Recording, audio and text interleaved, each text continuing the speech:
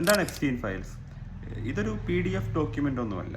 ഇത് ആക്ച്വലി ഒരു 30 ലക്ഷത്തോളം വരുന്ന ഫയൽസും അതുപോലെ 2000-ഓളം വരുന്ന വീഡിയോസും 1,80,000-ഓളം വരുന്ന ഫോട്ടോസും അടങ്ങിയ ഒരു ഹ്യൂജ് കളക്ഷൻ ഓഫ് ഡേറ്റയാണ്.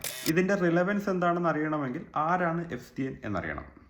ഇയാൾ ഒരു അമേരിക്കൻ ബില്യണയർ ആയിരുന്നു. അതുകൊണ്ട് തന്നെ ഇദ്ദേഹത്തിന് ലോകത്തിലെ തന്നെ ഏറ്റവും പവർഫുൾ ആയിട്ടുള്ള വ്യക്തികളുമായിട്ട് നല്ല കണക്ഷൻ ആയിരുന്നു. അതിൽ ഫിലിം സ്റ്റാർസ് വരും, അതുപോലെ പൊളിറ്റിക്കൽ ലീഡേഴ്സ് വരും, അങ്ങനെ. എന്നാൽ ഇയാൾക്ക് വൃത്തികെട്ട മറ്റൊരു മുഖമുണ്ടായിരുന്നു. അതായത് ഇയാൾ 18 വയസ്സിന് താഴെയുള്ള പെൺകുട്ടികളെ സെക്ഷലി അബ്യൂസ് ചെയ്തിരുന്നു. ആൻഡ് അത് മാത്രമല്ല, നേരത്തെ പറഞ്ഞ ഈ പവർഫുൾ ആയിട്ടുള്ള ആളുകളുണ്ടല്ലോ, അവർക്കൊക്കെ വേണ്ടിയിട്ട് ഇവരെയൊക്കെ ഇയാൾ സെക്സ് ട്രാഫിക്കിംഗ് നടത്തിയിരുന്നു.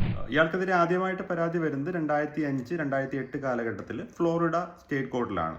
എന്നാൽ അന്ന് ഇദ്ദേഹത്തിന് കാര്യമായിട്ട് ശിക്ഷയും മറ്റൊന്നും കിട്ടുന്നില്ല. മേ ബി നേരത്തെ പറഞ്ഞ ആ ഒരു പവർഫുൾ പീപ്പിളിന്റെ ഇൻഫ്ലുവൻസ് കൊണ്ടായിരിക്കാം അത്. എന്നാൽ 2019 വരുമ്പോഴേക്കും അവിടെ ഫെഡറൽ കോർട്ട് ഇദ്ദേഹത്തിനെതിരെ കേസെടുക്കുന്നു.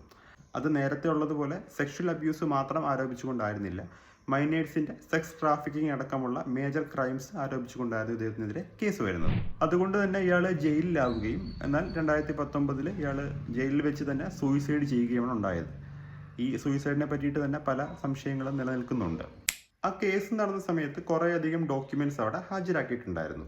ഇപ്പോൾ അതിൽ പ്രധാനപ്പെട്ട ഒന്നാണ് ലോലിത എക്സ്പ്രസ് എന്ന പേരുള്ള ഇയാളുടെ ഒരു പ്രൈവറ്റ് ജെറ്റ്.